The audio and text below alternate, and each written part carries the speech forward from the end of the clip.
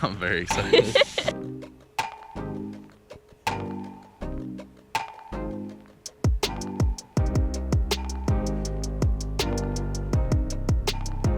It is time to get some power out here. So our first step for putting up our power pole is to dig a hole.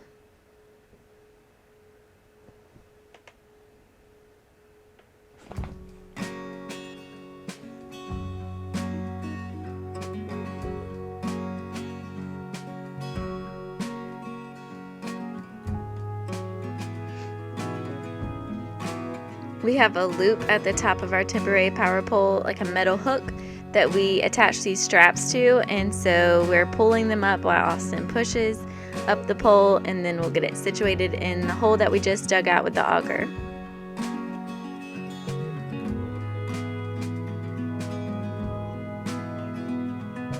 Next is to make sure everything's level and to add some wood supports. We're going to backfill our hole with concrete as well, so these are just to temporarily help hold it level.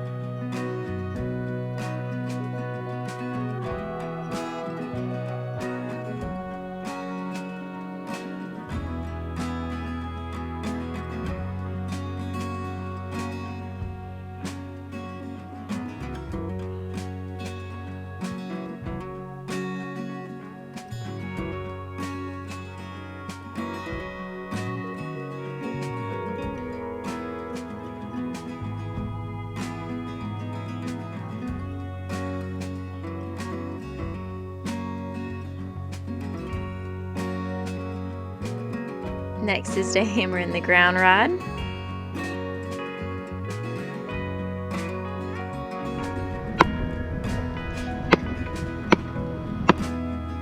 Notice the strap to the tree. We are tying it off to the tree just in case we get some crazy wind out here. Probably not going to do anything, but you know, she's held in. So this is a temporary power pole that we bought used, and we had a friend of ours add in some plugins for us to the breakers and also add a camper plug-in down below. And this is the ground rod, so you connect those wires on the bottom coming out over to the ground rod, and that's also a requirement.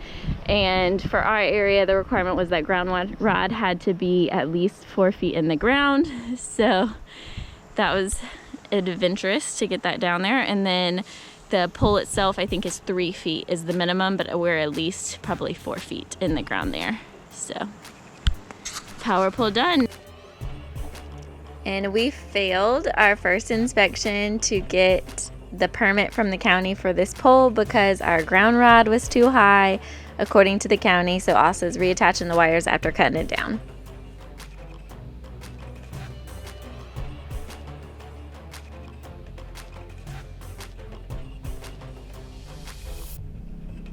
So after our first inspection, we failed it because the ground rod, which is this guy right here, we used the diagram from our power company, which had this showing it probably 4 or 5 feet high, and the county came out and failed us on the inspection because they said no more than 6 inches high. So it's already probably 5 feet at least in the ground, so we just cut it off at the 6 inches height.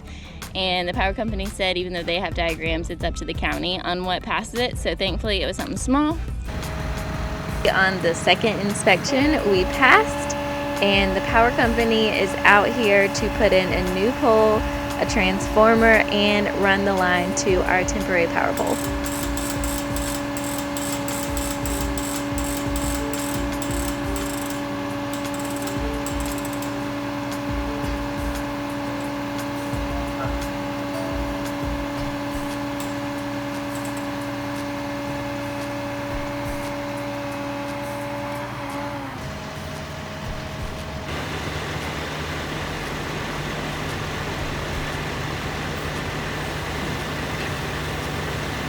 Look at the size of this auger. Like, don't you just want to keep it? Look, how many holes could I dig with this? Like, I need to put in a fence. I want a deck. There's many things, and this looks so much easier.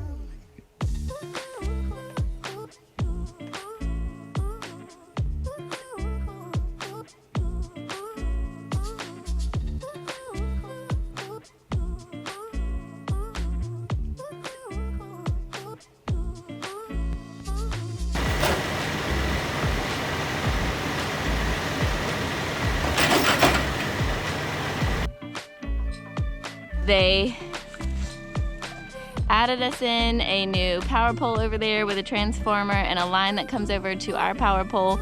On a temporary pole, you also have to have these support boards for our area. And then on the actual meter, so the meter's up top, we did plugins. So we have 6 plugins, and then we also added a camper plug-in because we will probably end up living in a camper while we convert the shed. But it is super exciting to have power out here. Like, what? One of the things that we looked at when we were buying land is how far away the power line was from where we would want our power. So one of the lots we looked at would have probably cost several $1,000s to get power on the land. And because the line already ran through our land to get to our neighbor's house, it actually didn't cost us anything to add a box. It's just the monthly payment for whatever power is used. We didn't have to pay for the new pole. We didn't have to pay for the transformer. We bought our temporary power pole for $100 offline, and it is awesome. So power is ran. Eventually we will run underground power from the permanent pole to the shed when it's ready to be turned into a house and wired and ready and everything set to go. But right now we just want to plug in so that we can just drop cord in things and have complete control and we know where the power is coming from. So that's what works best for us, especially because we're not electricians. But it's super exciting to have power out here. Unbelievable little step here, and things are moving along, so stay tuned.